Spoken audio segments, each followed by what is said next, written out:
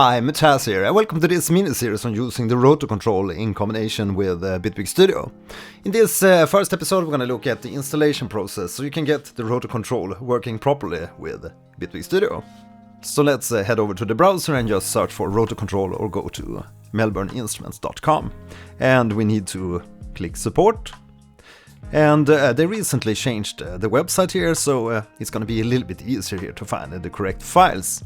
But as you can see here, we have Roto setup 1.1.4, and it's important to point out that this is the installation file for running the Roto-Control with Ableton Live. And if you want the Roto-Control to work with Bitwig Studio, we need to go into the Roto-Control 0.1.1 beta. As you can see, it's specifically for Bitwig Studio. And you just click Roto Downloads. And in this page we can find the Bitwig Studio script download, which is the specific script that we will run inside the Bitwig Studio to make Bitwig talk with the Roto-Control. And we also find the installation file for the Roto-Control software, the software application, and also the firmware updater. Of course, you're gonna download the specific version either for Mac, Intel, or Windows if you're on Windows OS. And since I'm on an M4 MacBook Pro, I'm gonna download the Mac beta version. We're gonna move this over to our application folder, and then we need to run this installer. Now the next step is to connect our Roto-Control to our computer via the USB connection port. Now it's important to point out that if you're just running this as a MIDI controller with a computer, you don't need to connect that extra power adapter. In my experience, when you run the Roto-Control with just a computer, you don't need to connect that extra power adapter that comes bundled with the Roto-Control. But obviously, if you're gonna use this as a hardware controller with the MIDI DIN ports here, you will need to connect the extra power, or else the Roto-Control won't get any use. So let's hook up the USB cable and connect it to the MacBook. And you're gonna see it power on. And if everything works correctly, the Roto-Control will now require you to update the internal firmware of the Roto-Control.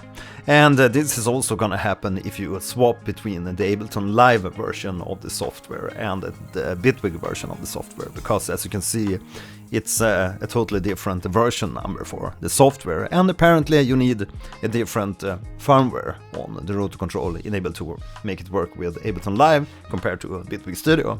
So now the next step is just to install and confirm installing the Bitwig specific firmware on the Roto-Control. And there we have the installation completed on the Roto-Control. Okay, so we now have the correct firmware installed for Bitwig Studio on the Roto-Control, and the next step is to download the Bitwig specific script and install it into Bitwig Studio. So again, head over to the website and download the Bitwig Studio script. And there we have the Roto-Control and Bitwig extension, and you just need to drag this into the Bitwig Studio application, and it's gonna install it into Bitwig. Now inside Bitwig Studio we go into the dashboard, settings, and controllers.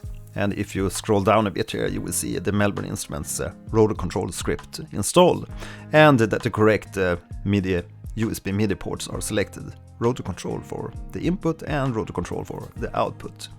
And if you don't see the Roto-Control, you can always go into Add Controllers and select in the hardware vendor list Melbourne Instruments and Roto-Control and press Add. But since we already have it here in the list, everything is fine and should work correctly. Now, if for some reason the script doesn't install when you drag this inside of Bitwig, we can always go into our Finder or Explorer and head over to the Bitwig Studio installation folder and check out the extensions folder. And we should see the Roto-Control Bitwig extensions script inside. Okay, so let's see if this works. We press the mode and we go into the mix mode, and we can control the levels of the tracks. Okay, so I hope you found this little installation tutorial on the Roto-Control with Bitwig Studio helpful. You can let me know in the comments if you bump into any issues. In the next episode we're gonna look at more in depth how you can use the Roto-Control with Bitwig. See you in the next one. My name is Mattias, bye!